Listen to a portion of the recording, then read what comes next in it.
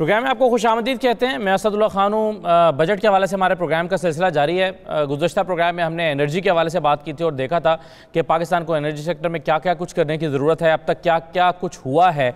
और ख़ास तौर पर कल के प्रोग्राम में हमने जो सर्कुलर डेट है उसके हवाले से तफसील से बात की थी कि ये इतना कैसे बढ़ गया, इसको कैसे कम किया जाना चाहिए। इस पर बहुत हमने तफसील से गुफ्तगू की। आज के प्रोग्राम में हम पाकिस्तान की एक और बहुत बड़ी सनत, जिसको अब सनत का दर्जा दिया जा चुका है, और वो है कंस्ट्रक्शन की या तामीराती जो शोबा है, सनत है, उसके बारे से बात करेंगे कि उसमें प्राइम मिनिस्टर ने जो पॉलिसी अनाउंस की थी 3 अप्रैल 2020 को, अगरचे ये कोविड-19 के दिन चल रहे थे जब प्राइम मिनिस्टर ये पॉलिसी लेकर आए, हो सकता है उसके उस तरह से असरात ना आ सके हों, लेकिन बहरहाल प्राइम मिनिस्टर इस पर कन्विंस्ड हैं कि जो तामीराती शोबा है या ये सनत है, इससे पाकिस्तान का मुस्तकबिल जुड़ा हुआ है। अगर ये सनत तरक्की करती है तो पाकिस्तान तरक्की करता है, पाकिस्तान की मईशत को इससे बहुत फ़ायदा होगा।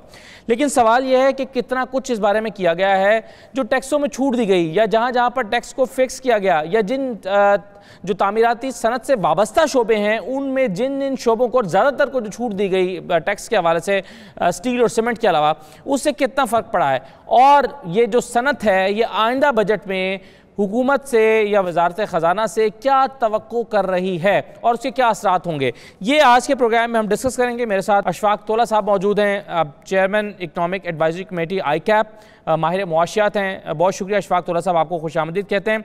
मोहसिन शेखानी साहब मेरे साथ मौजूद हैं, चेयरमैन आबाद हैं यानी ऑल पाकिस्तान बिल्डर्स एसोसिएशन, और डॉक्टर आबिद सुहेल साहब मेरे साथ मौजूद हैं, माहिर मुआशियात हैं। मैं तमाम मेहमानों को खुशामदीद कहता हूँ। सबसे पहले मुझे मोहसिन शेखानी साहब, मैं आपकी तरफ आता हूँ। प्राइम मिनिस्टर ने जो पॉलिसी दी और अपना विजन दिया, और वो चाहते हैं कि ये जो कंस्ट्रक्शन इंडस्ट्री है इसको सपोर्ट किया जाए, इससे और 45 शोबे जो हैं वो भी तरक्की करेंगे और ओवरऑल पाकिस्तान की इकॉनमी को फ़ायदा पहुंचेगा। ये कितना इम्प्लीमेंट हो सका, इसका क्या रिजल्ट निकला है, कितना फ़ायदा हुआ है, क्या वाकई ये जो सनत है इससे जुड़े हुए शोबे या इंडस्ट्रीज़ मुतहरिक हो गई हैं और जो प्राइम मिनिस्टर का विजन था उस रास्ते पर चल पड़ी है सनत? बहुत शुक्रिया असद भाई। मैं डेफिनेटली बहुत बड़ा एक इकदाम था प्राइम मिनिस्टर का जो उन्होंने अनाउंसमेंट किया इस इंडस्ट्रीज के लिए। 70 सालों से ये इंडस्ट्री डिफरेंट हालात में गुजर रही है और उसको वो इम्पोर्टेंस नहीं है। दुनिया भर में एक बैकबोन की तरह इस इंडस्ट्री को काउंट किया जाता है और ये इंडस्ट्री चलती है तो एलाइड इंडस्ट्री, 72 एलाइड इंडस्ट्रियां इसके साथ चलती है, जॉब क्रिएशन होती है, इकोनॉमी मूव करती है। किसी भी मुल्क में अगर कई डिफरेंट ऐसे पोजीशन होती है, ऐसे कंडीशंस होती है जैसे कोविड-19 है, तो इस इंडस्ट्री को फाइनेंस किया जाता है ताकि ये एक्टिव हो तो बाकी सारी इंडस्ट्री आपके साथ चलती है। ये इम्प्लीमेंटेशन डेफिनेटली ऐसे वक्त में हुआ है जब कोविड-19 और एक पूरा दुनिया में एक डिफरेंट माहौल बना हुआ है, और जो पॉलिसीज आई हैं वो FBR ने तो अपनी पॉलिसी वाज़ेह कर दी है, लेकिन बाकी अप्रूवल्स अथॉरिटीज कुछ प्राइम मिनिस्टर हाउसिंग के हवाले से वो मीटिंगें हमारी चल रही हैं। तो आने वाले वक्तों में विद इन अ मंथ आपको ये नजर आएगा कि ग्राउंड रियलिटी शुरू हो जाएगी। 1 महीना लगेगा इसको मजीद, लेकिन 1 महीने में आपके अप्रूवल्स शुरू हो जाएंगे, प्रोजेक्ट शुरू हो जाएंगे। जो पेंडिंग इश्यूज है, लाहौर डेवलपमेंट अथॉरिटी है, CDA है, सिंध बिल्डिंग कंट्रोल अथॉरिटीज है, ये सब अपने काम कर रहे हैं। कुछ पॉलिसीज बनाई है कि अप्रूवल्स में हम 30 दिन में 45 दिन में अप्रूवल कर देंगे, इसलिए कि अरबों रुपए के प्रोजेक्ट्स होते हैं और इन महकमों की वजह से रुके हुए होते हैं। इन पॉलिसीज की वजह से, इसकी इंपॉर्टेंस की वजह से अब सब लोग इस पे काम कर रहे हैं और मैं समझता हूं कि आने वाले वक्तों में बहुत चीजें आपको नजर आएगी। 1 से 1.5 महीना लगेगा, ऑन ग्राउंड आपको ये एक्टिविटी बहुत तेज नजर आएगी। बिल्कुल सही है। इसमें डॉक्टर आबिद सुलेही साहब, एक प्रॉब्लम ये है, कल मैं एक रिपोर्ट पढ़ रहा था गैलप सर्वे के हवाले से, उन्होंने कहा कि कोरोना वायरस के बायस 1,73,00,000 लोग बेरोजगार हो सकते हैं। अब ये एक बहुत बड़ी तादाद है। अब हम एक तरफ तो बात करते हैं कि नई जॉब अपॉर्चुनिटीज़, और दूसरी तरफ जो पहले से लोग जॉब पर हैं उनमें से भी 1.25 करोड़ लोग जो हैं वो जॉबलेस हो जाएंगे। अब ये वाली जो सनत है, आपके ख्याल में तामीराती शोबा अगर काम शुरू करता है तो ये कितना न्यूट्रलाइज किया जा सकता है इन फिगर्स को जो यहाँ पर हमारे सामने आई हैं?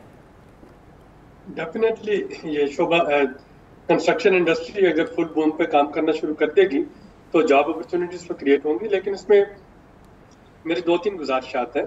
पहली चीज जो है कि कंस्ट्रक्शन इंडस्ट्री हो या कोई भी इंडस्ट्री हो, उसको खोलने के लिए सिर्फ उसके लिए पॉलिसीज बनाना ही काफी नहीं होता है, ये भी देखना होता है कि उसके साथ जो बाकी मारूजी हालात है वो कैसे चलते हैं। जब हम कंस्ट्रक्शन इंडस्ट्री की बात करते हैं तो हमें देखना होगा कि शहरों में क्या जो मजदूर हैं, जो लेबर है, क्या वो इन साइट्स पे पहुंच पाएगी या नहीं। हर जगह पे आपके पास लेबर के लिए रखने के लिए रेजिडेंशियल कैंप्स नहीं होते हैं। और फिर जो ट्रांसपोर्टर जो है, क्या वो रिवाइज्ड एसओपीज जो कोरोना के हैं उस पर अमल दरामद करते हुए जिस तरह के वो फेयर चार्ज कर रहे होंगे, क्या वो लेबर की दस्तरस में होंगे। सेकंड जो है इम्पोर्टेंट वो ये देखना है कि जैसे आज हमने जो नंबर ऑफ इन्फेक्टेड केसेस हैं चाइना को क्रॉस कर लिया है और खुदा न खास्ता ये सिलसिला बढ़ता चला जा रहा है, तो कंस्ट्रक्शन इंडस्ट्री जो है वो अपने एसओपीज किस तरीके से उस पर अमल पैरा करवा सकेगी। और ये सिर्फ वहाँ पे मौजूद वर्कफोर्स की सेफ्टी के लिए जरूरी नहीं, ये जो बिल्डर्स हैं ये इनके अपने लिए भी बहुत जरूरी है। अगर मेरे ऑफिस का कोई भी फर्द जो है वो कोरोना पॉजिटिव पाया जाता है तो इसका मतलब यह है कि मैं और मेरी फैमिली बराह रास्त उससे अफेक्ट हो रहे होंगे। तो ये जो एसओपीज सेकंड चीज इसमें आ जाती है। और तीसरा और सबसे अहम जो है वो ये देखना होगा कि हमें कि हमने जो एक सोशल प्रोटेक्शन शुरू कर रखी है, मेरा ख्याल है उसको असेस करने की जरूरत है। देखने में ये भी आ रहा है कि बहुत से लोग जो हैं वो बेलचे और कुदाले लेके आपको इस्लामाबाद के सड़कों पे शाम को बैठे हुए ज्यादा नजर आते हैं और उनमें शायद 90% डिजर्विंग भी होंगे जिनको काम नहीं मिल रहा। लेकिन अगर वो एक घंटा वहां पे बैठ के लोगों की फिलैंथ्रोपी और चैरिटी की सेंटीमेंट से ज्यादा बेहतर अर्निंग कर सकते हैं तो फिर वो काम क्यों करेंगे। तो हमें इस चीज को भी देखना होगा कि क्या एक ऐसा मैकेनिज्म बनाया जा सके कि वो लोग जो कि काम करना चाहते हैं और जिनको वाकईतन कंस्ट्रक्शन इंडस्ट्री के शुरू करने से काम करना चाहिए, उनको जॉब्स कैसे मिल सकेंगी। यानी ऐसा कौन सा मैकेनिज्म मेरे पास हो कि जो 10 लोग यहाँ पे मैं F11 के किसी एक सिग्नल पे देखता हूँ, मैं उनको बता सकूं कि जी आप फलां जगह पे चले मेरे साथ और वहां पे वो आपको कंस्ट्रक्शन इंडस्ट्री में काम मिल जाएगा। अगर ऐसा नहीं होगा तो फिर शायद इंडस्ट्री तो खुल जाए लेकिन एक शॉर्टेज ऑफ वर्क फोर्स और शॉर्टेज ऑफ लेबर जो है उसका सामना करना पड़। अच्छा, वैसे ये आप इस वजह से आपने इतनी इंपॉर्टेंट बात की है, अगरचे ये माइक्रो लेवल पे जाके आप बात कर रहे हैं, लेकिन बहरहाल इससे ये पिछले दिनों में हुआ है। मैं अगर लाहौर की बात करूं तो यहाँ पर जो लोग घर बना रहे थे उनको मजदूर नहीं मिल रहा था, 2 वजूहात के बिना पर। एक तो जाहिर है लॉकडाउन था, वो घरों को चले गए होंगे। दूसरा यह है कि जब उनको अपने उस अड्डे पर जहाँ पर वो खड़े होते हैं वहाँ पर उनकी चैरिटी हो रही है, उनको इमदाद मिल रही थी, तो वो काम करने को तैयार नहीं थे। और ये वजह है कि एक मजदूर जो 800 रुपये दिहाड़ी लेता है या 1000 रुपये दिहाड़ी लेता है वो 2500 रुपये दिहाड़ी पर भी नहीं मिल रहा था। ये मसला होता है। ये बिल्कुल ये तो आप ठीक कह रहे हैं कि इसके लिए क्या करना होगा। ये तो मैं इस पर शायद मोहसिन शखानी साहब ज़्यादा बेहतर तरह से कमेंट कर सकें। अशफाक तोला साहब ने पहले ओवरऑल जो पॉलिसी दी है हुकूमत ने, आप इसको, जैसे अभी मोहसिन शखानी साहब ने कहा कि 73 जो इंडस्ट्रीज़ हैं वो इससे इसको बेनिफिट करती हैं ये पॉलिसी अगर ये कामयाब होती है। आप किस तरह से देख रहे हैं प्राइम मिनिस्टर के इस विजन को, इस पॉलिसी को, और आइंदा बजट से मिलाकर आप इसको कैसे देखते हैं कि बजट के बाद इसमें क्या बेहतरी आएगी? बिस्मिल्लाहिर्रहमानिर्रहीम। Thank you very much Mohsin साहब ने और आबिद साहब ने जो स्टार्ट लिया है, बड़ा अच्छा स्टार्ट लिया। थोड़ा सा मैं इसमें ऐड कर देता हूं कि अगर आपको देखना है ओवरऑल इसके पर्सपेक्टिव में, तो जो विजन था प्राइम मिनिस्टर साहब का कि 50 लाख घर बनाने हैं, तो ये 15,000 अरब की आप बात कर रहे हो, which is almost 1/3 of your GDP. ये आप ये नहीं तो सारी जीडीपी ईट कर जाएगा आपका। लिहाजा ये विजन बिल्कुल पेपर पे बहुत अच्छा लग रहा है। मगर ये जो फैसिलिटी थी, आपको पता होना चाहिए कि आपका जो कंस्ट्रक्शन का जीडीपी में परसेंटेज है दैट इज 2.49%, और आपकी जो लेबर फोर्स है वो अराउंड 7% एम्प्लॉय कर रही होती है उसको।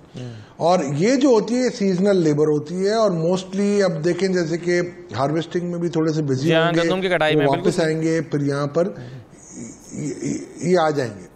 अच्छा, ये कहना और जो एसओपीज हैं और जो कोविड के जो डेंजर्स हैं वो इतने ज़्यादा हैं कि मैं जानता हूँ, मोहसिन साहब भी जानते हैं कि उन एसओपीज के साथ, उन प्रोटोकॉल के साथ काम पे अमल दरामद करवाना प्रैक्टिकली ये नेक्स्ट टू इम्पॉसिबल ही होगा।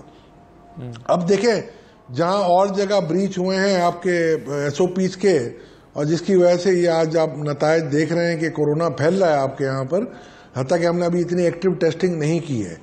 तो आप ये देख सकते हैं कि इसके इफेक्ट, जैसे मोहसिन साहब कह रहे हैं कि 1.5 महीने के बाद आपको काफ़ी एक्टिविटी नज़र आएगी। मेरे हिसाब से इट ऑल डिपेंड्स अपॉन, उनकी बात में वजन इसलिए है कि वो समझते हैं, फील्ड पे रहते हैं, उनके अपने प्रोजेक्ट्स होते हैं, इनके दोस्तों के होते हैं, आबाद के होते हैं। मगर मैं ये समझता हूँ इट विल डिपेंड अपॉन कि अब number of positive Covid patients कितने आते हैं और उनकी वजह से क्या इम्पैक्ट आता है फ्यूचर लॉकडाउन सिचुएशन पे।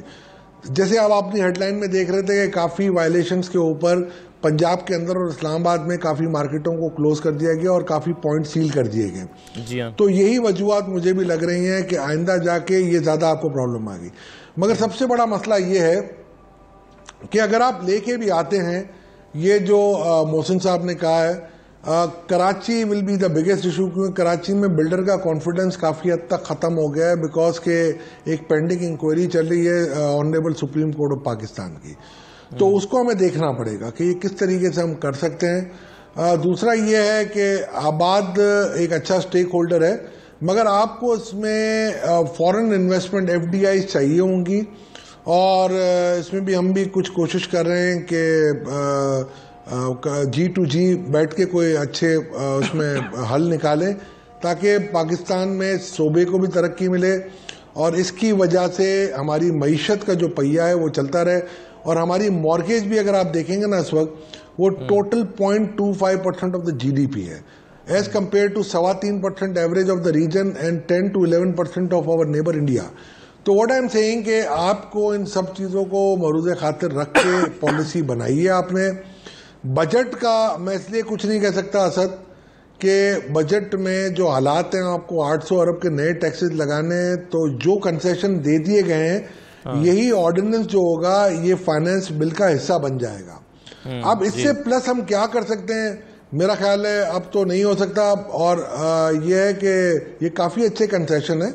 हाँ, अगर कोई प्रैक्टिकल डिफिकल्टीज आ रही है तो आई एम श्योर आबाद और दूसरे स्टेक होल्डर्स FBR से राब्ते में होंगे, और अब हम देखते हैं कि किस तरीके से इसको हैंडल कर सकते हैं और किस तरीके से इसको अकोमोडेट कर सकते हैं। ICAP का जहां तक ताल्लुक है तो हम ICAP तो बहुत ही इसको सपोर्ट करता है। बिल्कुल सही है। अब 2-3 चीजें हम तो उसको सपोर्ट कर रहे हैं। राइट सर, एक तो आपने 800 अरब के नए टैक्सेस की बात की, ये बहरहाल इस पर हम थोड़ा सा आगे जाके बात करते हैं। ये पहले ही जो हदफ था टैक्स कलेक्शन का वो पूरा नहीं हो सका। ये 800 अरब के नए टैक्सेस कहाँ से आएंगे, क्योंकि पहले ही लोगों ने या तो उनके पास इस्तात नहीं थी, या हदफ ज़्यादा मुकर्रर कर लिया था, या वो एफिशिएंटली काम नहीं किया जा सकता। उसकी वजूहत मुख्तलिफ हो सकती हैं। मैं ये जो 50 लाख घरों का मंसूबा है, इस पर तफसील से बात करना चाहता हूँ आप सबसे। मैं चाह रहा था दानिस्ता तौर पर इसको के दूसरे हिस्से में इस पर बात करूँ, लेकिन पहले एक चीज़ जो उठाई गई है अभी डॉक्टर आबिद साहब की तरफ से, मोहसिन शेखानी साहब आप अगर इसको रिस्पॉन्ड कर दें कि क्या प्रैक्टिकली ये मुमकिन है SOPs के साथ कंस्ट्रक्शन इंडस्ट्री है उसके ऊपर काम किया जाए और ये सारी SOPs को अमल दरामद किया जाए। नहीं होगा तो जाहिर है वो फिर इंडस्ट्री भी सफ़र करेगी और बाकी लोग भी, सोसाइटी भी। आपके ख्याल में ये SOPs पर किस तरह से अमल किया जा सकता है? और दूसरा पहलू जो उन्होंने बताया था कि लेबर जो है जब उसकी चैरिटी हो रही है, जब उसको 12 हज़ार रुपये भी मिल रहे हैं, जब आम लोग भी उनकी चैरिटी कर रहे हैं और उस जगह पर जहाँ पर वो दिहाड़ी के लिए आकर खड़े होते हैं वहाँ पर उनकी मदद हो रही है, तो फिर एक बिहेवियर उनका पैदा होता है कि वो काम पर नहीं जाते। और ये वैसे भी लेबर जो एक लेबर में एक ऑब्जर्व की गई है एक चीज़ कि जब तक जेब में पैसे रहते हैं तब तक वो काम पर नहीं जाना चाहते, जब पैसे खत्म होते हैं तो उस दिन वो काम पे जाना चाहते हैं। ये डिफरेंट लोगों की ऑब्जर्वेशन रही है। आपकी राय सर इस पर? मैं समझता हूँ कि बाज़ जगहों पे लेबर के हवाले से ऐसा भी हुआ है कि जो एक्चुअल लोग हैं, जो काम करने वाले लोग हैं, वो लोग नहीं हैं, और वो एक आम से लोग हैं जिन्होंने अपने आप को लेबर का तस्वुर एक बेलचा हाथ में ले लिया। ज्यादातर लोगों का इस नजर आ रहा है, इसलिए कि लोगों को ये नजर आ रहा है कि ये लोग खड़े, हम इनकी इमदाद कर दें। लेकिन जो काम करने वाले लोग हैं वो एक डिफरेंट है, उनको काम भी मिल रहा है, कहीं ना कहीं प्रॉब्लम तो अपनी जगह है। और डेफिनेटली SOPs के हवाले से काफी इश्यूज हैं, होते हैं पूरी दुनिया में। हमारे यहाँ तो ये है कि हम सेफ्टी इक्विपमेंट भी उनको देते हैं तो वो भी यूज नहीं होता, जो हेलमेट्स वगैरह हैं, तो वहाँ ये भी प्रॉब्लम्स आते हैं। मैं एग्री करूंगा हमारे अशफाक भाई की बात से। अशफाक भाई ऑलवेज हमारे साथ इन चीजों में हमेशा रहते भी है, गाइडेंस भी होती है कि कोरोना एक ऐसी चीज चल रही है जो हम सब के लिए बहुत बड़ा इशू, अल्लाह ना करे अगर ये चीजें बढ़ जाती हैं तो दुनिया की सारी एक्टिविटीज, पूरे शहर की, पूरे मुल्क की रुक जाएगी। अगर नंबर बढ़ते जा रहे हैं, नंबर बहुत बढ़ते जा रहे हैं, जब लोगों को एक खौफ होगा, चीजें होंगी, तो बाकी सारी चीजें सेकेंडरी है। लोगों की सेहत के साथ साथ अगर ये खौफ और ये साइज बढ़ता गया तो डेफिनेटली वो रिजल्ट्स किसी भी चीज में नहीं आनी, पूरी दुनिया में नहीं आए, तो यहां भी थोड़ा डिले होगा। इन चीजों को देखने की बहुत जरूरत है। लेबर के हवाले से अब रमजान वाला सीजन जो कंस्ट्रक्शन एक्टिविटीज होती है बहुत स्लो होता है, लेकिन रमजान के बाद ये एक्टिविटीज जब प्रोजेक्ट्स आने होते हैं, आप समझे 300 प्रोजेक्ट्स हमारे इस वक्त बिल्डिंग कंट्रोल में, कराची के हवाले से सिर्फ बात कर रहा हूं, 300 प्रोजेक्ट कराची में पेंडिंग है जो अभी अप्रूवल प्रोसेस में थे, जिनके इश्यूज थे, अब वो शुरू होने जा रहे हैं। तो ये इस तरीके से लाहौर में अलग प्रोजेक्ट्स हैं, इस्लामाबाद अलग है, हैदराबाद अलग है, डिफरेंट सेक्टर्स में वो प्रोजेक्ट्स हैं। अब वो एक्टिविटीज एक पॉलिसीज आने के बाद चीजें हैं, लेकिन वो अनाउंसमेंट होना, जैसे 50 लाख घरों का उन्होंने बताया कि इतना बड़ा फंड्स होना, अभी इनिशियली 1 लाख घर से शुरू कर रहे हैं, उसके फंड्स को मैनेज किया जा रहा है, उसके बाद 5 लाख सेकंड फेज में, फिर 10 लाख, तो ये इस तरीके से डिजाइन किया जा रहा है। लेकिन फंड्स होना, मॉर्गेजेस होना, ये सब चीजों को डिजाइन करना, प्राइम मिनिस्टर के यहाँ मीटिंग्स हो रही है, एक पूरा जनरल साहब उसको लेके चल रहे हैं, आज कल भी एक मीटिंग हुई, आज भी है, 2 दिन बाद भी है, तो एक मॉर्गेजेस कंपनी उसमें साथ है। तो ये सारे लोग मिलके हम कोशिश कर रहे हैं, लेकिन डेफिनेटली कोरोना का जितना इफेक्ट बढ़ेगा, बाकी सारी चीजें पीछे चली जाएगी। लोगों की सेहत इंपॉर्टेंट है, वो चीजें चलती रहेगी। तो उसके हवाले से हमें देखना है, लोगों के अभी लेबर अवेलेबल है, अभी लोग आए हुए हैं, जो हमारे पुराने साइट्स हैं वो शुरू हो गई हैं, सारी एसओपीज कोशिश कर रहे हैं, लेकिन 100% नहीं हो नहीं पा रही। लोगों को जब मास्क दिया जा रहा है, वो जब साइट पे काम करता है, मास्क जेब में रख के अपने कामों में लग जाता है। सैनिटाइजेशन आप इंटर करेंगे साइट पे, उस वक्त हो जाता है, लेकिन अंदर जाके जब वो अपने कामों में लगता है तो वो 50-60% भी इम्प्लीमेंट नहीं हो रहा। सही, बिल्कुल ठीक है। अब मसला ये है कि जो 50 लाख घरों का मंसूबा है, डॉक्टर आबिद साहब, ये आपके ख्याल में क्या ये टारगेट के मुताबिक काम चल रहा है, टारगेट से पीछे चल रहे हैं, ठीक चल रहा है, ये कितना कामयाब होने की तवक्को है और इसको कितनी सपोर्ट चाहिए बजट से? देखिए, यकीनी तौर पे ये टारगेट से बहुत पीछे है, लेकिन बजट से ज्यादा जो इस पर सपोर्ट चाहिए वो एक एनेबलिंग इन्वायरमेंट की चाहिए। और तौला साहब की बात से मैं बिल्कुल मुत्तफिक हूँ कि उसमें जब तक हमारे पास मॉर्गेज कंपनीज नहीं आती हैं और वो आसान शराइत पे मॉर्गेज जो है वो फराहम नहीं करती है, जैसे कि दुनिया के दूसरे ममालिक में, और मैं तरक्की याफ्ता ममालिक की मिसाल नहीं देता, मैं भारत की मिसाल देता हूँ। अगर आप भारत के मॉर्गेज सेक्टर को देखें और उसका जीडीपी में कंट्रीब्यूशन देखें और उसका वो इंटरेस्ट रेट देखें, तो वो एक पाकिस्तान और उसके दरमियान एक जमीन आसमान का फर्क है। हम जानते हैं कि हमारे यहाँ इस वक्त हाउसिंग की किल्लत है और इसमें 2 चीजें करने की जरूरत है। एक तो मॉर्गेज इंडस्ट्री को हमें फरोग देना है और उसके बाकायदा इस तरह के रूल्स बनाने हैं कि लोगों को कमर्शियल लोन नहीं बल्कि घरों के लिए कर्जा। और पूरी दुनिया में मॉर्गेज का तसव्वुर ये होता है कि अगर मेरा ज़ाती घर नहीं तो जो पैसे मुझे किराए की मद में देने हैं हर महीने, तकरीबन उतने ही पैसे दे के या उससे थोड़े से ज्यादा मैं 20 सालों में या 15 सालों में अपना घर जो है वो छत नहीं कर सकूँ। दूसरा जो हमें देखना है ये कि इस वक्त हमें वर्टिकल एक्सपेंशन की तरफ जाना है जी। हॉरिजॉन्टल स्पेशल एक्सपेंशन जो थी लैटरल एक्सपेंशन वो पॉसिबल नहीं है। पाकिस्तान में सिवाय कराची के कहीं भी अपार्टमेंट और फ्लैट कल्चर जो है वो बावजूद नहीं आ सका। उसके बाद मार्गा टावर की जो ट्रेजेडी हुई उसकी वजह से भी बहुत बुरे तरीके से हिट हुआ, आलदो के इस्लामाबाद में। उसके बाद 1-2 जो अच्छे प्रोजेक्ट्स होते वो बने, तो बजाय इसके हम जो है वो फैले, लैटरली फैले, स्पेशली फैले, हमें वर्टिकली जो कंस्ट्रक्शन है उसकी तरफ तवज्जो देना होगी। वो होगी भी कॉस्ट इफेक्टिव, ज्यादा लोग उसमें समा सकेंगे और वो हमारे जो नेचुरल रिसोर्सेज हैं और जो जमीन की अवेलेबिलिटी है उसको भी काफी हद तक उसके जो रिस्क है उसको मिटिगेट करेंगे। और तीसरी और इम्पोर्टेंट चीज है इसी कंस्ट्रक्शन के मद में वो मैं देखता हूँ जब आप जीटी रोड पे सफर करते हैं तो हमारा जितना इस वक्त फर्टाइल एरिया था वो सारा का सारा इस वक्त इंडस्ट्रीज की नजर हो चुका है। जब डिस्ट्रिक्ट गवर्नमेंट जो है वो कोई रूल्स नहीं बनाएगी तो एक वक्त ऐसा आएगा जबकि शायद हम हाउसिंग की किल्लत पूरी कर लें, 50 लाख घर इस 5 साल में नहीं बन सके तो शायद 10 साल में बन जाए, लेकिन फिर फसल उगाने के लिए हमारे पास कुछ नहीं होगा, और वो एक फूड इनसिक्योरिटी का प्रॉब्लम। तो बजाय इसके कि हम इस तरह की हाउसिंग सोसाइटीज जो है उनको प्रमोट करें, जो कि एक दफा बन जाए तो उसके बाद उनका कोई वाली वारिस नहीं होता, ना उसकी कोई सड़क की मेंटेनेंस के लिए आता है, ना बाकी सीवरेज और बाकी चीजों की मेंटेनेंस, और हम अर्बन स्लम्स क्रिएट कर रहे होते हैं। तो उसकी बजाय हमें थोड़ा सा यहाँ पे भी कुछ ना कुछ जो है चेक एंड बैलेंस मैकेनिज्म जो है वो रखना होगा कि हम घरों की जो डिमांड है उसको पूरा कर सकें, लेकिन हम अर्बन स्लम क्रिएट करें। जी, असल में इस पर मुख्तलिफ तरह के एतराज़ात रहे हैं अशफाक दौला साहब इस मंसूबे पर, जिसमें से एक कॉमन सा ये रहा है कि ये चूंकि प्रोजेक्ट कम आमदनी वाले तबके के लिए, और कम आमदनी से मुराद कम से कम आमदनी जो है वो 18,000 रुपये अगर किसी की है, या चलें आप इसको बढ़ा के 25,000 भी कर लें या 30,000 भी कर लें, तो टैक्सेस इतने ज़्यादा हैं, महंगाई इतनी ज़्यादा है इन्फ्लेशन की वजह से, फिर भी वो शख्स जिसकी 25-30 हज़ार रुपये आमदन है वो 10-12 हज़ार रुपये माहाना मकान की मद में अदा नहीं कर सकता। अब अगर आप उसको इससे कम लेना चाहते हैं, यानी आप चाहते हैं कि चलें वो 5,000 अदा कर सकता है, तो उस सूरत में वो जो 5 मरले का मकान है या छोटा घर है वो 30 साल में या 25 साल में उसकी कीमत अदा करेगा, तो रिकवरी का मसला पैदा हो जाएगा। इसलिए वो इदारे जिन्होंने फाइनेंस करना है, चाहे वो बैंक्स हों या मॉर्टगेजेस कंपनीज हों, वो उसमें अपना इंटरेस्ट नहीं लेकर आ रही। तो क्या इसको इसी कॉन्सेप्ट के तहत इस मनसूबे को डेवलप किया गया, या ऑल्टरनेट मनसूबा भी कोई हुकूमत के ज़हन में है इसकी फाइनेंसिंग का? देखिए, मैं आपको एक चीज़ बता रहा हूं कि ये पूरा जो पैकेज आया था प्राइम मिनिस्टर साहब का, उसमें सप्लाई साइड तो बहुत अच्छे तरीके से दे दी गई है, और डिमांड साइड का है ना जो, वो थोड़ा सा इशू है। सबसे पहली बात है कि अगर मैं थोड़ा सा इसको देखूं लो कॉस्ट हाउसिंग को, तो मोहसिन शेखानी साहब के सामने बात करना, जैसे सूरज को मैं चिराग दिखा दूंगा, ये आपको थोड़ा सा 30, 40, 50 किलोमीटर परे काम करने पड़ेंगे, और इसको आपको हॉरिजॉन्टल वर्टिकल दोनों तरफ देखना पड़ेगा।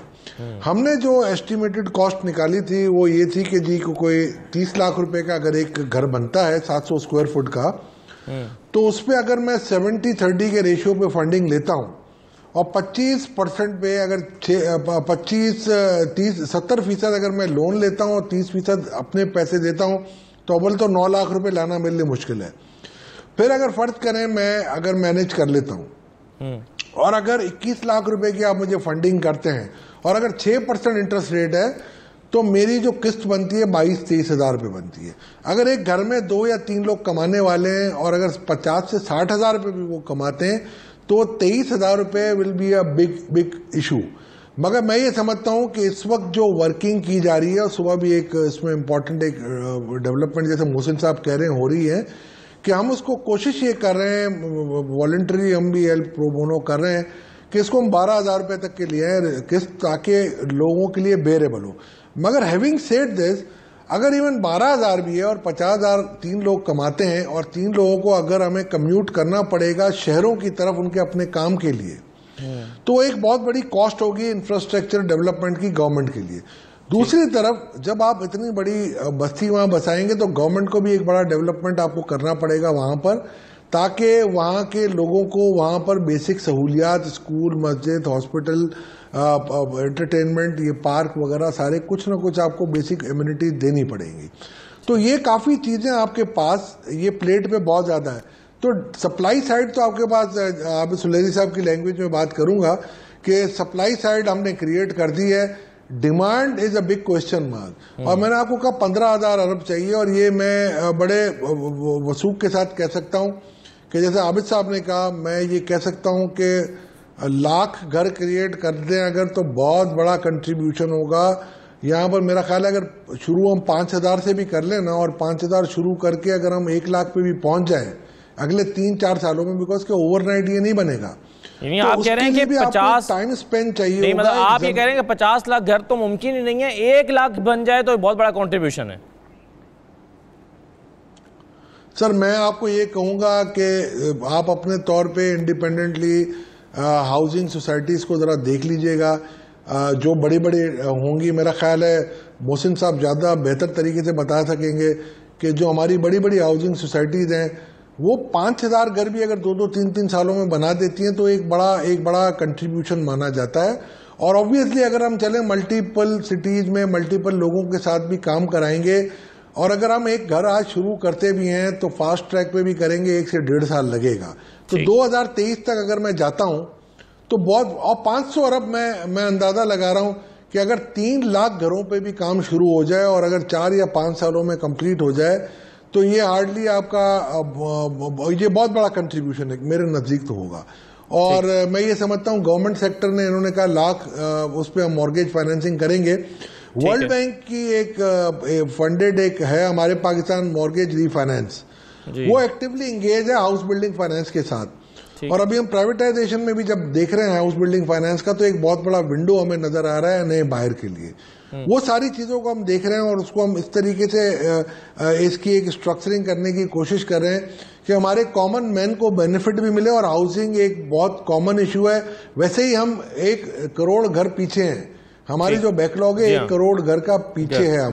और इससे हमारी जो है ना, मेरे ख्याल से आपको कम से कम 20 से 21 लाख की नई एम्प्लॉयमेंट जनरेट हो सकती है ओवर नेक्स्ट 4-5 ईयर्स। और एक अच्छी बात होगी आपके पास कि अगर आप 3 से 4% जीडीपी की एम्प्लॉयमेंट अगर आप 6% पे लेके जाएंगे और अगर आप नेगेटिव पे जाएंगे या नॉमिनल ग्रोथ पे जाएंगे 2% की, और अगर आपको कंस्ट्रक्शन में बूम मिलता है तो आपको जीडीपी को भी एक बहुत अच्छा सपोर्ट मिलेगा और आपकी एम्प्लॉयमेंट को भी एक बहुत बड़ा बूस्ट मिलेगा। मैं समझता हूँ ये वो फैक्टर्स हैं जिसको अभी इस वक्त सोचना चाहिए। हमें ये नहीं सोचना चाहिए कि हम लाख घर बनाएंगे कि 5 लाख घर बनाएंगे। हमें इकोनॉमिक एक्टिविटी को बूस्ट करना है, इसके बाद हमें पता चलेगा कि क्या करना है, कितने बने। राइट सर, एक मुख्तसर ब्रेक ले लूँ, छोटा सा ब्रेक लेके वापस आता हूँ। इसी हवाले से ज़रा मजीद बात करते हैं। कुछ कंपनीज क्या कारखाने जो हैं वो बंद होने का खदशा है। इसी स्टेट बैंक ने खदशा जाहिर किया है कि कई कारखाने दिवालिया हो सकते हैं, कई फैक्ट्रीज जो हैं या कंपनियां दिवालिया हो सकती हैं। अगर ये जो कंस्ट्रक्शन इंडस्ट्री है ये काम करती है और इसके साथ जुड़ी हुई 73 इंडस्ट्रीज काम करने लगती हैं, उनको सपोर्ट मिल जाती है, तो क्या स्टेट बैंक का ये खदशा गलत साबित हो सकता है या इसको न्यूट्रलाइज किया जा सकता है? एक मुख्तसर सा ब्रेक ले लेते हैं, ब्रेक के बाद वापस आते हैं।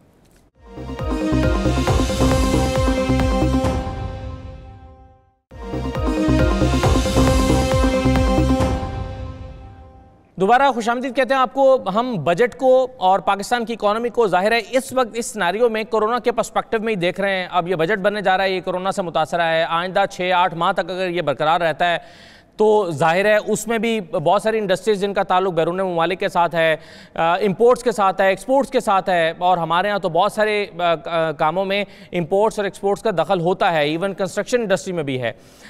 तो ऐसी सूरत में कुछ ना कुछ तो कॉम्प्रोमाइज़ रहेगा इकोनॉमी के साथ और बजट के साथ भी। हम उसी के पर्सपेक्टिव में बात करते हैं। अब डॉक्टर आबिद सुलैही साहब, एक चीज़ मुझे ये बताइएगा कि स्टेट बैंक ने जो कोरोना के मईशत पर पड़ने वाले असरात के हवाले से अपनी रिपोर्ट जारी की है, जिसमें उन्होंने ये कहा कि तरसीलात ज़र और सरमायाकारी में कमी हुई है। अब लॉकडाउन से फैक्ट्रियों कारोबारी तबके का जो कैश फ्लो मुतासर हुआ है उससे कई कंपनियां दिवालिया हो सकती हैं।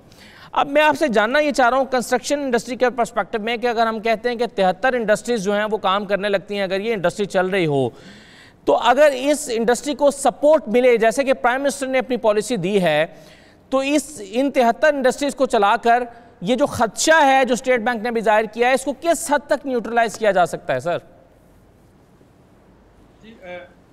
देखिए, यही वो मारूजी हालात हैं जिनमें मैंने पहले सेगमेंट में जिनकी तरफ इशारा किया था। STPI की एक स्टडी है कि तकरीबन 1 मिलियन के करीब जो SMEs हैं वो 1 महीने की बंदिश के बाद दोबारा बिजनेस में नहीं आ पाएगी। और जो आने वाला माली साल है वो मैं मज़ीद मुश्किल देख रहा हूँ। ना सिर्फ ये कि ऑफ एंड ऑन शायद हमारे पास सॉफ्ट लॉकडाउन और हार्ड लॉकडाउन और सिलेक्टिव लॉकडाउन ये चलता रहे, बल्कि जो अनसर्टेनिटी वैसे भी डिजीज़ की वजह से आएगी, उसकी वजह से भी बहुत सी छोटी इंडस्ट्रीज़ जो हैं वो शायद बिजनेस में वापस नहीं आ सकेंगी। इसी तरीके से वो इंडस्ट्रीज़ जो कि जिसके लिए रॉ मटेरियल या इंपोर्ट करना होता है उसको हमें देखना होगा कि वो कैसे चल रही होंगी। हमें ये भी देखना होगा कि क्या हम सीमेंट पे एक्साइज ड्यूटी जो है उसमें इस बजट में कमी लाने की पोजीशन में होंगे या नहीं।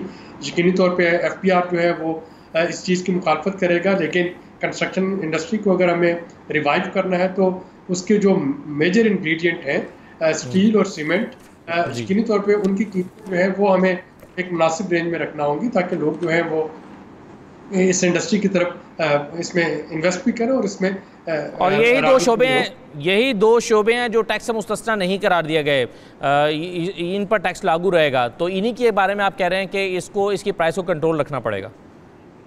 यानी हमें इसके चेक एंड बैलेंस वो थोड़ा सा इसके प्रॉस एंड कॉन्स देखने होंगे। एफपीआर के हवाले से मतलब एफपीआर बिल्कुल ठीक कह रहा होगा कि अगर सीमेंट पे भी एफईडी कम हो जाती है और अगर स्टील जो है उस पर भी ये टैक्सेशन कम हो जाती है और तो यकीनन एफपीआर जो है एक मेजर चंक लूज कर रहा होगा।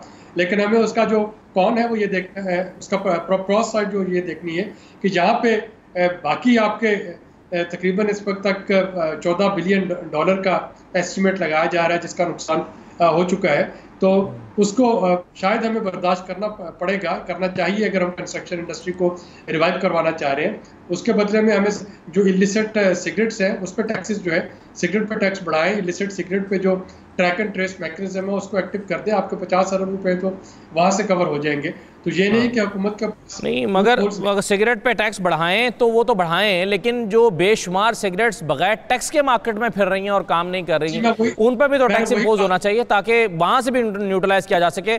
और उसके बारे में तो बेशुमार रिपोर्ट्स आती हैं कि हुकूमत में शायद लोग बैठे हुए हैं और हुकूमत को शायद देखना चाहिए। जी, अपने कमेंट में मैंने यही तस्करा किया कि वो जो ट्रैक एंड ट्रेस सिस्टम है और जो इलिसिट सिगरेट्स है जिन पर टैक्स पे नहीं होता, यकीनी तौर पर उनको बंद किया जाए। तो जब हम उनको बंद करेंगे तो 50 अरब रुपए का एस्टिमेट लगाया जाता है कि 50 अरब रुपए के सिगरेट्स जो हैं वो बगैर टैक्स अदा किए इस वक्त पाकिस्तान में बिक रहे हैं। तो यकीनन हम सीमेंट में थोड़ी सी एफईडी कम करके अगर वहाँ से वो 50 अरब पूरे कर सकते हैं तो हमें कर लेना चाहिए। तो इस तरह के कुछ इनोवेटिव सोल्यूशन चाहिए होंगे इस वक्त पैंडेमिक के इस कॉन्टेक्स्ट में अगर हम बाकी कुछ इंडस्ट्रीज को चलाना चाह रहे हैं। Right sir. अच्छा, अब बिल्कुल आपकी मजीद रिकमेंडेशन क्या होंगी मोहसिन शेखानी साहब? बहुत बड़ा रिलीफ आपने शुरू में कहा कि प्राइम मिनिस्टर का जो विजन है या जो रिलीफ दिया गया है वो बहुत काबिल तारीफ़ है। अब आप मजीद क्या एक्सपेक्ट कर रहे हैं हुकूमत से कि बजट पे क्या होना चाहिए इस इंडस्ट्री के लिए? दो तीन चीज़ें बहुत इम्पॉर्टेंट है। जैसे डॉक्टर साहब ने कहा कि सीमेंट और आयरन मतलब स्टील ये बेसिक आइटम है और ये 45% ऑफ द कंस्ट्रक्शन मतलब एक प्रोजेक्ट होता है तो 40 से 42% ये दो आइटम हमारी यूज होते हैं। तो ये इम्पॉर्टेंट है कि एक तो इसकी प्राइस को भी कंट्रोल करना है और उसको टैक्स में जो हम रिलीफ दे सकते हैं वो भी देना है, सीमेंट को भी। और इसलिए कि इंटरनेशनली आप स्टील की बात करते हैं तो 72-74 हज़ार रुपये टन दुनिया में अभी है और हमारे यहाँ स्टील की प्राइस है 1,10,000 12,000। तो ये बहुत बड़ा फर्क है। तो हमें एक कार्टेलाइजेशन भी नहीं हो, प्राइस को भी कंट्रोल करना है। नंबर 2 सबसे इंपॉर्टेंट है मॉर्गेज रेट। हमें मॉर्गेज रेट को कम करना पड़ेगा। पूरी दुनिया में हाउसिंग के लिए जब भी आप पहला घर खरीदता है कोई आदमी तो वहां तो 1% 0% पे पूरी दुनिया में दी जाता है, इसलिए कि ये अगर स्लम्स में जाएगा या इलीगल उसमें जाएगा तो प्रॉब्लम होगा। कोई छोटे घरों के लिए कोई आपको रेट ऑफ इंटरेस्ट बहुत कम करना पड़ेगा, उसके लिए स्पेशल डिजाइन करना पड़ेगा ताकि लोगों को जो अफोर्डेबिलिटी है वो हो, उसकी इंस्टॉलमेंट वो पे कर सके। जैसे अशफाक भाई ने शुरू में कहा कि 10,000 रुपए इंस्टॉलमेंट आएगी। लेकिन सर 0% पे फाइनेंस करने के लिए कौन आएगा? कौन स्टेप फॉरवर्ड करेगा फाइनेंस करने के लिए 0% या 1% पे? नहीं होना चाहिए, लेकिन 4% आप कर सकते हैं। जब सब्सिडाइज भी गवर्नमेंट कर रही है 8% है, 4% पे भी करेंगे तो वो इंस्टॉलमेंट जो हम सोच रहे हैं वो इंस्टॉलमेंट का टारगेट वो अचीव कर लेगा। लोगों की अफोर्डेबिलिटी होगी। तो देखिए ये लोग कौन है जो घर में नहीं रह रहे, ये स्लम्स में रह रहे हैं या कच्ची आबादी में रह रहे हैं या रेंटल पे रह रहे हैं, किराए के घर पे रह रहे हैं। ये 3 जगहें हैं जहां पे ये है। और शॉर्टफॉल ऑफ हाउसिंग जो हर साल हो रहा है, तकरीबन आप समझे कोई हमें जरूरत होती है कोई 4-5 लाख घरों की और हम लोग तकरीबन 2.5 लाख 1.5 लाख 2.25 लाख, ये शॉर्टफॉल कंटिन्यू चली आ रही है। सप्लाई लाइन थी नहीं, सप्लाई लाइन को कभी हमने डिजाइन ही नहीं किया था। आज जाके इस इंडस्ट्री के बारे में डिस्कस भी कर रहे हैं और बातें भी कर रहे हैं और उसकी इंपॉर्टेंस आज हम 70 सालों के बाद ये डिस्कस कर रहे हैं। डेफिनेटली थोड़ा टाइम लगेगा इन चीजों को, लेकिन जो दुनिया में हो रहा है उसको हमें देखना पड़ेगा। जब हम हर मॉडल को दुनिया को देखते हैं तो आपको नजर आता है कि पहला घर आपको घर देने के लिए फर्स्ट हाउस छोटे लोगों को, बड़े लोगों को भी नहीं, वो 30 लाख 25 लाख वाले घरों को हमें 4% 4.5% के उस पर डिजाइन करना पड़ेगा। कहीं सब्सिडाइज गवर्नमेंट ने 31 अरब रुपए रखे हैं, उसको थोड़े से बढ़ाने पड़ेंगे, कहीं ना कहीं कट डाउन करके लोगों को अगर प्लान स्कीम में लाएंगे तो आपकी एजुकेशन बेहतर होगी, हेल्थ बेहतर होगी, उनको इंफ्रास्ट्रक्चर बेहतर मिलेगा। अगर अनप्लान में जाएंगे तो वही आपके ऊपर बोझ आता है, वही लॉ एंड ऑर्डर सिचुएशन खराब होती है, वही आपका हेल्थ नहीं होती, वहीं से सारी आपको प्रॉब्लम्स क्रिएट होती हैं। तो पूरी दुनिया में जहां भी स्लम्स और कच्ची आबादी है वो भी रीडेवलपमेंट रिहेबिलिटेशन हो रही है, लेकिन हमारे यहाँ अभी तक सिर्फ पॉलिसीज बनी, चीजें नहीं हो रही। लास्ट आप ये देख लीजिए, ये जो अभी अशफाक साहब ने राय दी कि उन्होंने 5,000 घरों से शुरू करें और अगर आप अगले 3-4 साल में 1 लाख घर बना लेते हैं तो ये बहुत बड़ा कंट्रीब्यूशन होगा। और फिर वो ये भी कह रहे हैं कि इन फिगर्स में मत पड़ें, आप घर बनाएं, जितना बना सकें उतने बना लें, जितना कंट्रीब्यूट कर सकते हैं कंट्रीब्यूट कर लें। आपके ख्याल में ये रियलिस्टिक फिगर नहीं है जो प्राइम मिनिस्टर ने दी है? ज़ाहिर है होमवर्क करके दी होगी 50 लाख की, तो क्या 1 लाख घर बनना मुमकिन हो गया? आप किस तरह से प्रैक्टिकली देख रहे हैं इसको? देखिए, प्रैक्टिकली हम लोग देख रहे हैं सप्लाई लाइन कम थी, अभी जब पॉलिसीज बनी है तो सप्लाई लाइन है। ये वो प्रोजेक्ट्स हैं जो लो कास्ट की हम बात कर रहे हैं, ये सोशल प्रोजेक्ट कहलाते हैं पूरी दुनिया में कि लोगों को आबाद किया जाता है। इसके लिए फाइनेंस कम रेट पे होती है, लेकिन मैंने जो अभी प्रपोजल जो दिया है, हमें 11,000 एकड़ जमीन चाहिए होती है अगर 2 लाख घर बनाने, तो 2 लाख घरों का तो प्राइवेट सेक्टर ने डायरेक्टली ऑफर किया है और हम ये 5 साल में 5 लाख घरों को बना सकते हैं, जो 120 गज 5 मरले पे होगा, जिसकी 30 लाख रुपए कीमत होगी और 700 स्क्वायर फीट कंस्ट्रक्शन एरिया होगा। ये वो है जो डिमांड भी है, लेकिन फाइनेंस का डेफिनेटली जरूरत पड़ेगी, फाइनेंस आपको चाहिए होगा और फाइनेंस को मैनेज करना पड़ेगा। वर्ल्ड बैंक ऑलरेडी कहां से करेंगे, सबसे बड़ा सवाल ये जी, कौन करेगा, कहां से करेंगे? 4% क्या अशफाक साहब 4% पे भी करने के लिए तैयार नहीं है कंपनीज या बैंक्स? सर, वर्ल्ड बैंक ने आपको लोन दिया है और इंशाल्लाह, मैं तो कहता हूँ मायूसी कुफर है, इंशाल्लाह कर रहे हैं, कोशिश कर रहे हैं। ऐसा हम अपने मुल्क को नहीं छोड़ सकते और ये बहुत एडवांस लेवल पे कुछ कोशिशें इंशाल्लाह हो रही है और इंशाल्लाह अच्छी न्यूज़ मिलेंगी।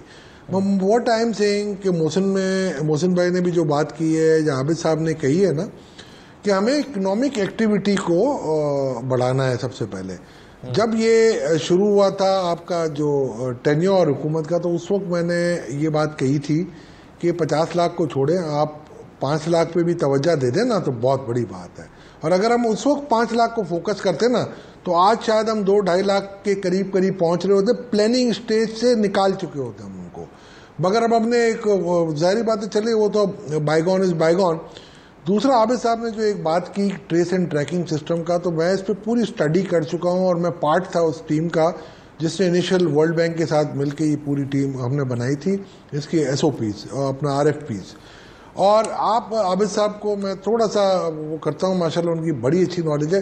आबिद साहब, एक्चुअली ये 160 बिलियन की पूरी गेम है और इसमें माशाल्लाह वो बड़े बड़े नाम हैं कि जहाँ पर मैं और आप फेबर ग्लास्टेड हो जाएंगे कि ये क्या हो रहा है। तो उसकी कमेटी में भी मैं था और उसमें इतने माशाल्लाह इंटरेस्टेड लोग हैं कि आप कोई भी अच्छा काम करें, ये कलीमुल्लाह से समीउल्लाह बात जाती है और कोर्टों में चली जाती है बात और फिर स्क्रैप करना पड़ता है।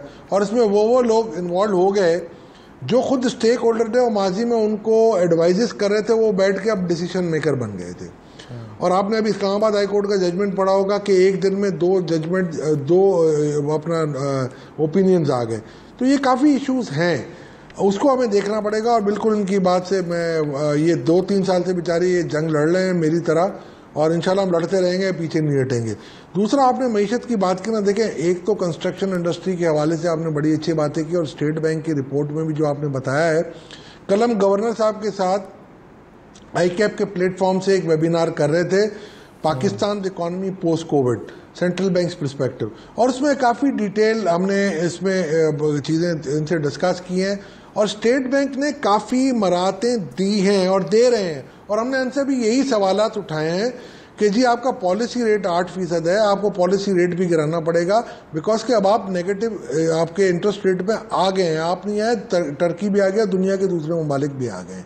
और दूसरा, कोर इन्फ्लेशन की बात हो रही थी, काफ़ी हमने इनको माइल किया हुआ है और कायल भी हो गए ये अब कि मेरा ख्याल है कि जो उन्होंने जो फैसिलिटीज़ दी हैं, जो नए इन्वेस्टमेंट के लिए भी, जो कि 7% पे आती हैं, और इसमें 4% स्टेट बैंक है और 3% बैंकों का है, तो मैं ये समझता हूँ उनको बैंकों को कहना पड़ेगा बहुत कमा लिया आपने, आप अपने सर्विस चार्जेस को कम करें और डिफ़ॉल्ट इंश्योरेंस की एक आपको नई स्कीम लानी पड़ेगी। स्टेट बैंक को अपने, मेरा ख्याल है अगले 5 सालों तक ना मार्कअप रेट या जो है ना 1% पे लाना पड़ेगा नई इन्वेस्टमेंट के लिए। आप देखें रिसेशन में जब आप आ जाते हैं, अल्लाह ना करे, 8% आने से, शरह सूद के कम होने से जो 8% पर आया, इससे फर्क नहीं पड़ना चाहिए आपके ख्याल में? नहीं, मैं देखें इसको, मैं आपको ये नहीं कह रहा, मैं ये कह रहा हूँ कि नीचे आप लाएंगे ना तो इतनी इकोनॉमिक एक्टिविटी बढ़ेगी जी। और जब तक इकोनॉमिक एक्टिविटी आपको बढ़ानी है, अमेरिकन आपके जो डिप्रेशन के या आपके सामने मिसालें हैं, और आपने देखा होगा कि उस डिप्रेशन में एक गलती नोट ना छापने की उनको बिल्कुल ग्रेट डिप्रेशन में ले गई थी। तो अब आप ये गलती ना करें, रिसेशन से डिप्रेशन में ना जाएं। आप वैसे ही 1.1 ट्रिलियन के नोट छाप चुके हैं और मजीद आपको छापने पड़ेंगे आपकी इकोनॉमिक एक्टिविटी को चलाने के लिए, बिकॉज की एग्रीगेट डिमांड आपके नहीं बढ़ाएंगे। इस वक्त परचेजिंग पावर नहीं है लोगों के पास। अच्छा, खुदा ना खास्ता ये तमाम चीज़ें जो हो रही हैं, इसका रुपए के ऊपर नेगेटिव इम्पैक्ट तो नहीं पड़ सकता? मुख्तसरन ज़रा अशफाक साहब आप बताइए, फिर डॉक्टर साहब आप भी।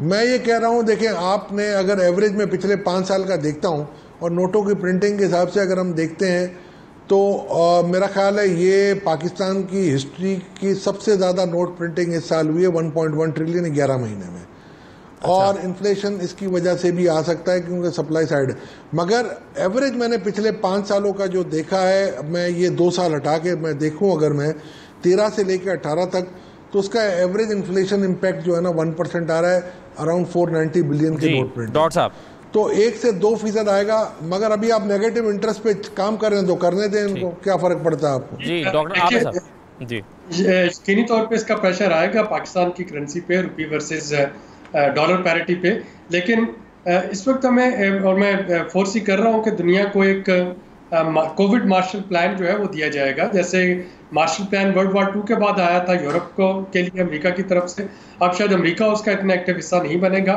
लेकिन चाइना समेत बहुत से जो मेजर प्लेयर्स हैं उनकी तरफ से डेवलपिंग कंट्रीज़ के लिए कोविड मार्शल प्लान जो है वो यकीनी तौर पे आएगा, क्योंकि उसके बगैर तरक्की पजीर ममालिक इसका मुकाबला नहीं कर सकेंगे।